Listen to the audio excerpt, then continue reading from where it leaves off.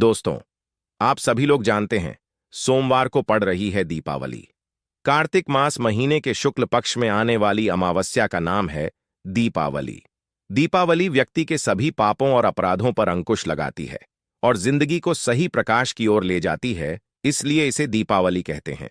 और दीपावली का व्रत रखने वाले भक्तों के सभी पापों का नाश हो जाता है और ऐसा व्यक्ति सद्मार्ग पर चलता है। इस बार दीपावली के दिन भद्रा भी लग रही है। अगर कभी भी मौका लग जाए तो आप लोगों को पीपल के पत्ते पर राम लिखकर बहुत छोटा सा उपाय करना है। इन दोनों का संयोग बहुत ही कम आता है। इस दिन आपको एक पीपल के पत्ते पर राम वाला उपाय तो आपको अवश्य ही करना चाहिए, क्योंकि ऐसा दिन पूरे साल में सिर्फ एक ही बार आता है। और दोस्तों, आप सभी लोग जानते हो कि सोमवार का अगर सबसे बड़ा कोई उपाय है तो वह पीपल के पत्ते पर राम वाला उपाय। तो दोस्तों, सोमवार अमावस्या के दिन आप लोगों को इस पीपल के पत्ते पर राम लिखकर बहुत छोटा सा उपाय करना है। बहुत सारे लोग होंगे जिन लोगों ने इस उपाय को ना किया हो, मतलब पूरा साल निकल गया, उन्होंने किसी भी दिन इस पीपल के पत्ते पर राम वाला उपाय को ना किया हो। पर दोस्तों, आपके पार के लिए हमारी एक पहला मौका बचा हुआ है, जो कि 20 अक्टूबर 2025 सोमवार के दिन है। इस दिन आप लोगों को इस वाले उपाय को जरूर कर लेना है। भले ही आपने पूरे भर इस उपाय को ना किया हो, पर अगर आपने इस कार्तिक माह के सोमवार के दिन अगर इस वाले उपाय को करते पान को छत्त के साथ लिया, तो आपको इस उपाय को करने का वह फल मिलेगा जिसकी आपने कभी कल्पना भी नहीं करी होगी। इसीलिए आप लोग इस वाले उपाय को एक प्रातः के बाद जरूर कर लेना है, ताकि आप लोगों के हाथ से यह मौका ना जा सके और आपको इस उपाय को करने का फल मिल सके। दोस्तों, यह उपाय पंडित जी ने अपनी अभी की ही श्री शिव महापुराण की कथा में बताया है। जी, इस उपाय को आज हम आपको बहुत अच्छे से समझाने वाले हैं। इस वीडियो को देखने के बाद इस उपाय को समझने के लिए आपको कोई और वीडियो को देखने की जरूरत नहीं पड़ेगी। तो चलिए दोस्तों, उपाय को शुरू करते हैं। देखिए, इस कार्तिक माह के सोमवार अमावस्या के दिन यह इतना खास होता है, इतना महत्वपूर्ण होता है। देखा गया है कभी कभी बड़े बड़े पूजा पाठ अनुष्ठान से जो मनोकामना पूर्ण नहीं होते। कार्तिक माह के सोमवार अमावस्या के दिन एक छोटे से उपाय करने से ही आपकी मनोकामना पूर्ण हो जाती है और बहुत सारे लोगों ने इस उपाय को किया भी है और उनको इस उपाय को करने का फल भी जरूर मिला है। अगर आप लोग भी इस उपाय को करना चाहते हैं, तो आप इस उपाय को करना चाहते हैं तो पहले अच्छे से समझ लेना, सुन लेना, उसके बाद करना। आपको इस उपाय का फल जरूर मिलेगा और इस उपाय को कर लेने से आपके घर में चाहे किसी भी प्रकार की दुख और समस्या क्यों क्यों ना चल रही हो, आपको उसका कारण भी नहीं पता है कि भाई ये समस्या किस कारण से चल रही है। उसका कुछ भी कारण हो सकता है, जैसे पितृदोष हो सकता है या किसी भी तरह का मंगल दोष भी हो सकता है। तो इस दिन आप लोगों को यह वाला उपाय कर लेना है। ये एक ऐसा उपाय है जिस उपाय को अगर किस विशेष दिन पर किया जाए तो भाई उस विशेष दिन का जो है वह तो हमें मिलता ही मिलता है। पर हमने उस दिन पर इस उपाय को किया है तो हमें उससे भी बड़ा फल मिलता है, और फल बहुत जल्दी मिलता है, क्योंकि आप इस उपाय को बहुत ही बड़े और विशेष दिन पर कर रहे हो। तो चलिए अब उपाय के बारे में बात करते हैं, लेकिन उससे पहले आप लोगों को यह जानना आवश्यक है कि आखिर यह उपाय किस समय करना है, किसको करना है और कैसे करना है। तो चलिए हम आगे आपको वीडियो में एक एक करके बता देते हैं।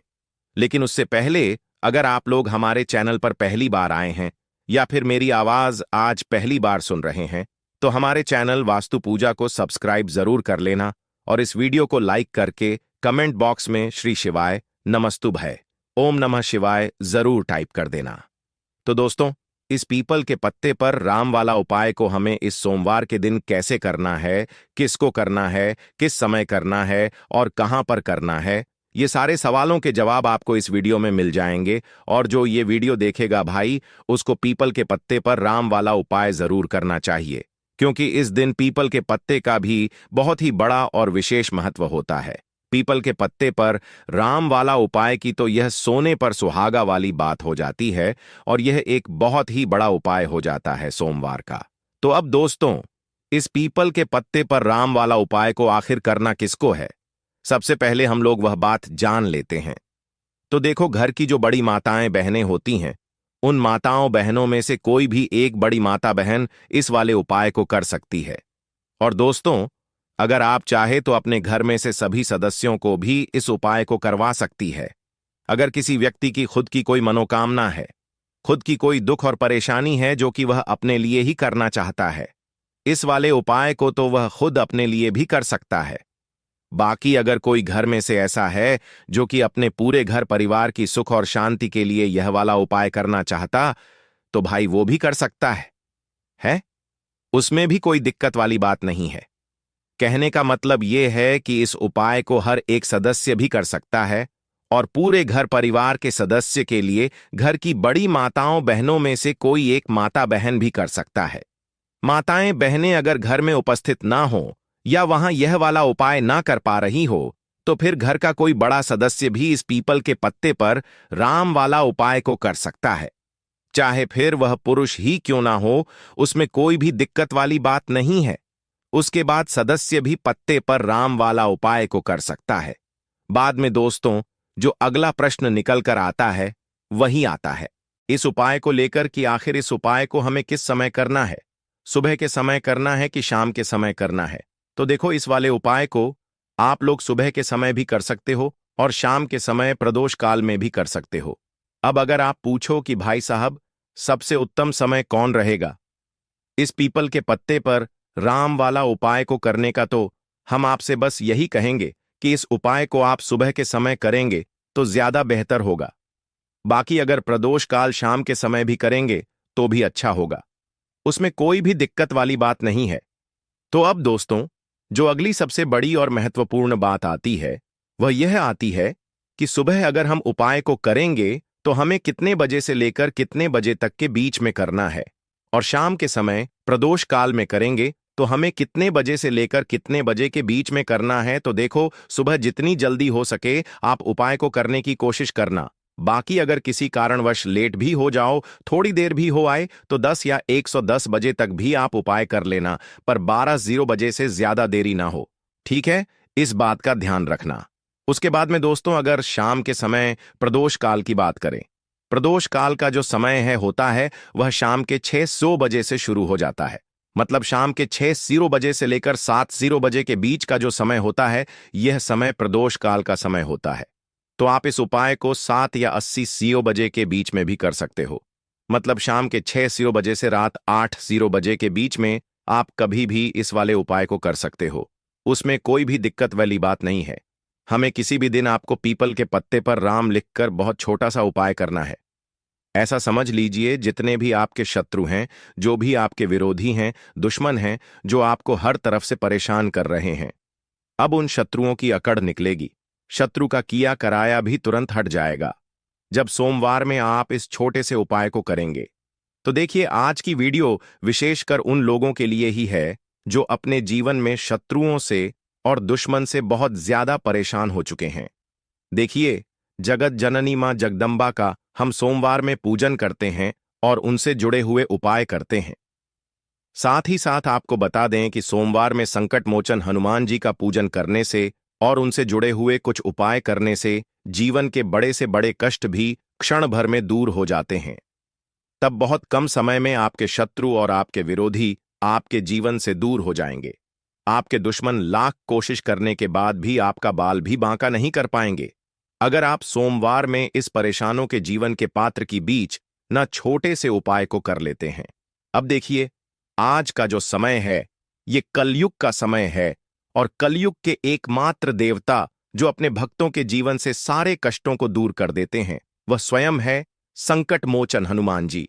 और संकट मोचन हनुमान जी का पूजन अगर आप सोमवार में करते हैं और उनसे जुड़ा हुआ यह छोटा सा उपाय अगर आप सोमवार में किसी भी दिन कर लेते हैं, तो ऐसा समझ लीजिए, आपके जो शत्रु हैं, आपके जो विरोधी, आपके जो दुश्मन हैं, ये किसी भी तरह से आपको परेशान करने का प्रयास कर लें।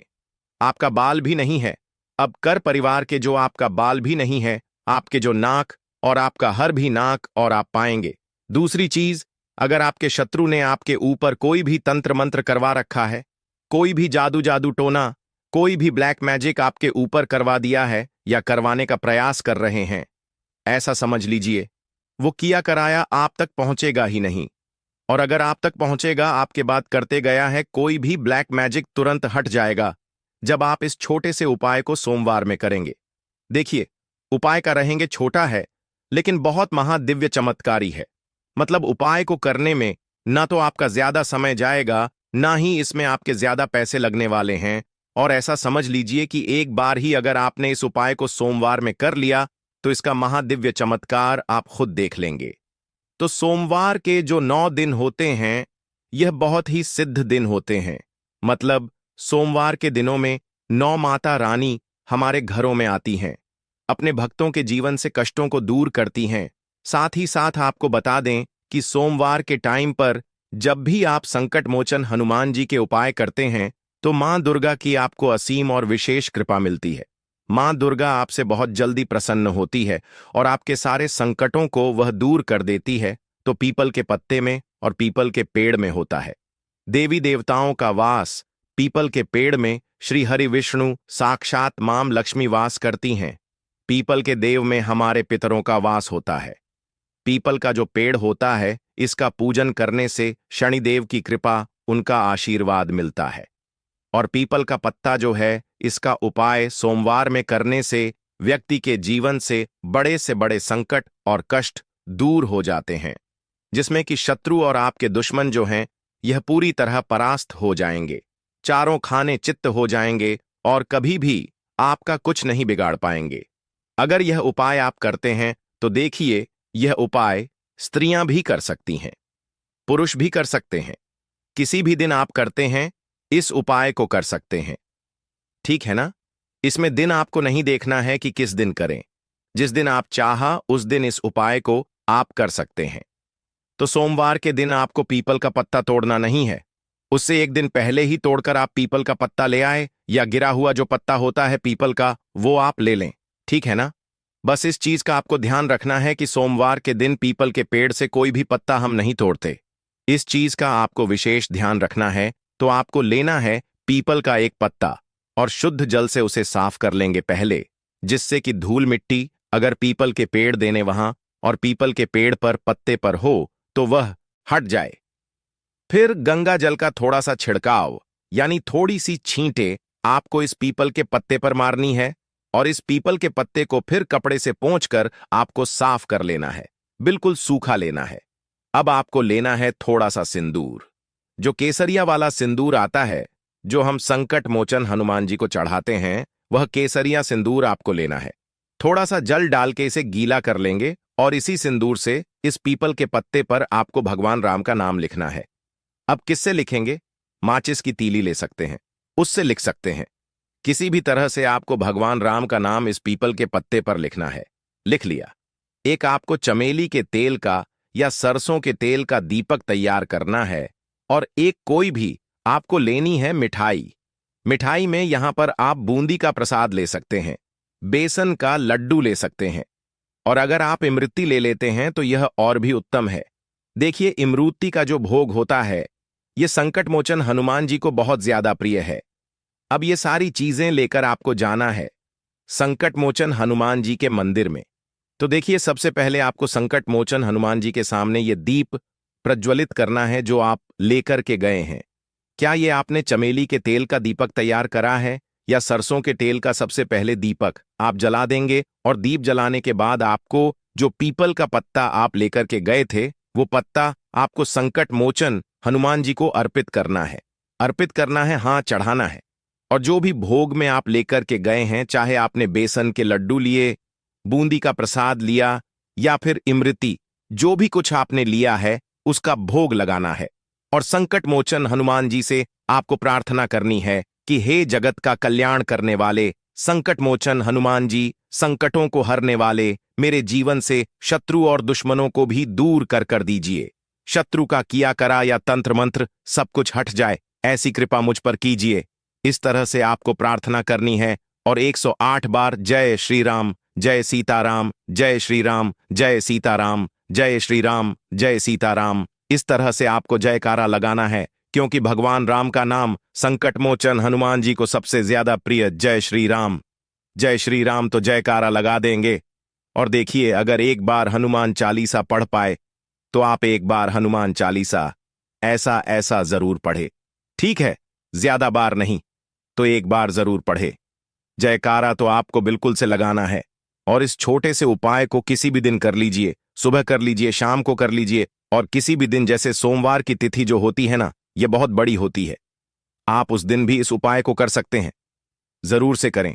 शत्रुओं और दुश्मन, आपके जो विरोधी हैं, यह पूरी तरह चारों खांचित हो जाएंगे और आपका बाल भी वहां का नहीं कर पाएंगे। तो देखिए, इस उपाय को आप 9 दिन भी कर सकते हैं, 2-3 बार भी कर सकते हैं। अगर आप ज्यादा बार नहीं कर पा रहे हैं तो एक बार आपको इस उपाय को जरूर से करना चाहिए। तो देखिए, इस उपाय को करने से जो आपके सामने शत्रु हैं वह भी परास्त हो जाएंगे। जो पीठ पीछे वार करते हैं, पीठ पीछे तंत्र मंत्री में करवाते हैं, वह शत्रु भी चारों खाने चित हो जाएंगे। बस छोटा सा उपाय है, जरूर करें। तो देखिए, अब बात कर लेते हैं अपने एक बहुत छोटे से उपाय की, जिसे सोमवार में करने से आपकी हर मनोकामना पूरी हो जाती है।